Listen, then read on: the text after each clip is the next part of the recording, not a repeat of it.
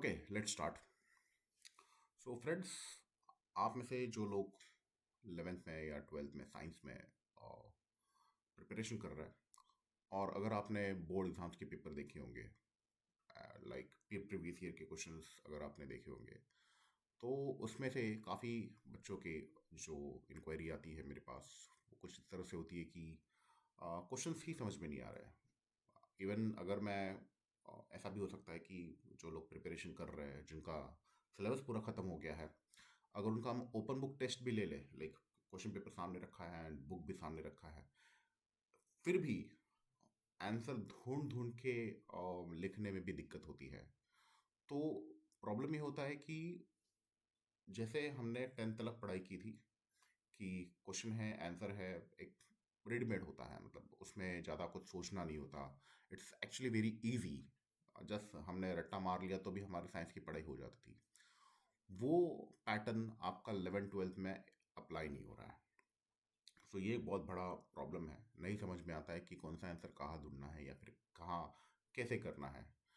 तो वो हमारी जो 12th की जो प्रिपरेशन जर्नी है, बोर्ड की जो प्रिपरेशन जर्नी है, उसको बढ़ा देता है।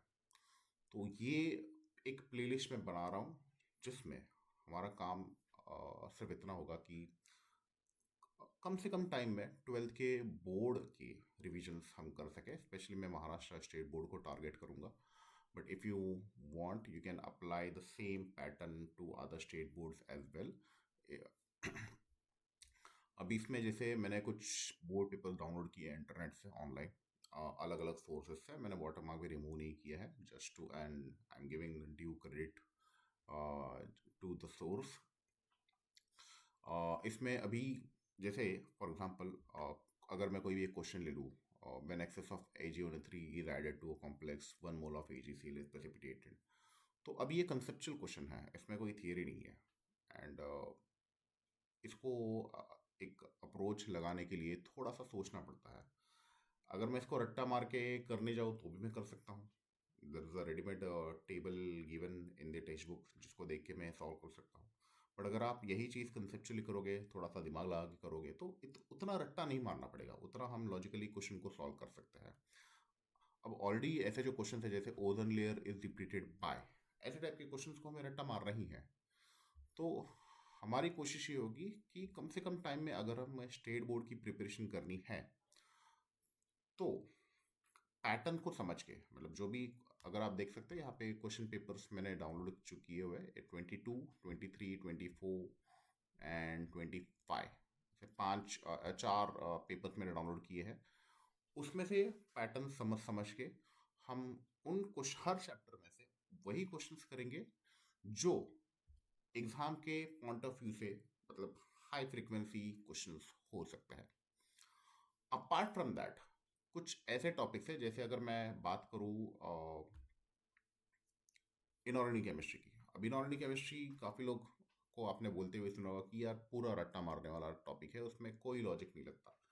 ये गलत है, ऐसा कुछ नहीं है। 12th महाराष्ट्र स्टेट बोर्ड के हिसाब से 3 चैप्टर्स है, 7, 8, 9 एलिमेंट्स ऑफ ग्रुप 16, 17, 18, जिसको पी ब्लॉक भी आप बोल सकते हो। Chapter number 8 which is translation and inner translation element, जिसको आप डी ब्लॉक भी आप बोल सकते हो।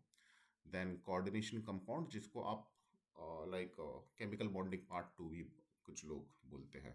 तो ये 3 चैप्टर जो आपके इनऑर्गेनिक केमिस्ट्री के हैं, इसमें से जो क्वेश्चंस पूछे जा रहे हैं एग्जाम में, वो प्योरली लॉजिकल होते हैं।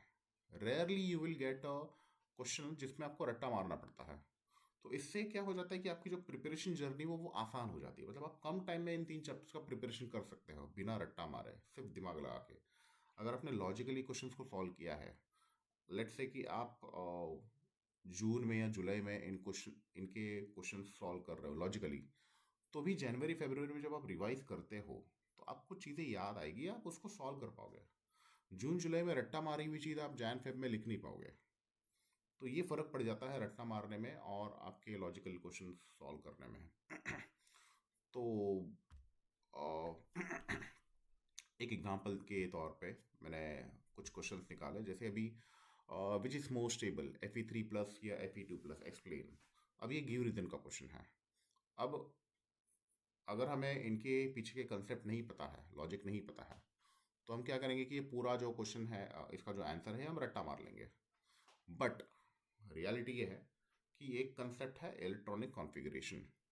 अब ये इलेक्ट्रॉनिक कॉन्फ़िगरेशन के बेसिस पे आप ऐसे टाइप के क्वेश्चन सॉल्व कर सकते हो कि भाई दो अलग अलग आयन्स हैं, इनमें से ज़्यादा स्टेबल कौन है, ये क्वेश्चन आप सॉल्व कर सकते हो।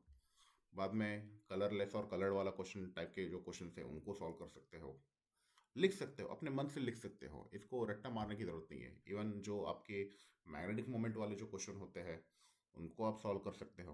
You can write answer on your in your own word, you don't need to mug up.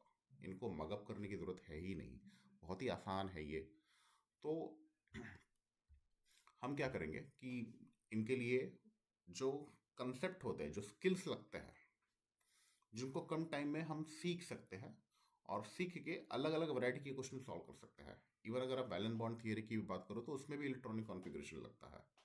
तो ये इतना आसान है बेसिकली कि आप स्टेट बोर्ड को अगर आप टारगेट कर रहे हो तो उनमें जो वैरायटी होती है क्वेश्चंस की वो इतनी ज़्यादा नहीं होती है। आपको बस लिमिटेड स्किल्स सीखने होते हैं और वो स्किल्स सीख के आपको सॉल्व करना होता है। और आपको पैटर्न समझना होता है कि बोर्ड का पैटर्न क्या है। बोर्ड के पैटर्न में ऐसा नहीं होता है कि पिछले 5 साल के पेपर कर लो सेम क्वेश्चंस आएंगे, ऐसा नहीं होता। पैटर्न्स होता है। पिछले 5 साल के पेपर जब हम देखते हैं तो उसमें से पैटर्न देख के हमें क्वेश्चंस को सॉल्व करना होता है। तो हम ये 4 साल के पेपर्स डाउनलोड करके उनमें से पैटर्न्स पढ़ेंगे और उन पैटर्न के हिसाब से प्रिपरेशन कैसी करनी है उसके हिसाब से इस प्लेलिस्ट में पूरी पढ़ाई करेंगे, सो दैट कम से कम टाइम में आपकी बोर्ड की प्रिपरेशन हो जाए। Okay, so that's it for this particular video, this just introduction video. अब नेक्स्ट लेक्चर से हम एक चैप्टर वाइज, आई थिंक पहला हम सॉलिड स्टेट से स्टार्ट करेंगे and then slowly we will move ahead with the skills required in the separate chapter। और एक एक वीडियो में एक पूरा चैप्टर के जो भी पैटर्न के हिसाब से क्वेश्चंस जो हमें करने चाहिए वो हम ट्राई करेंगे करने की। Thank you.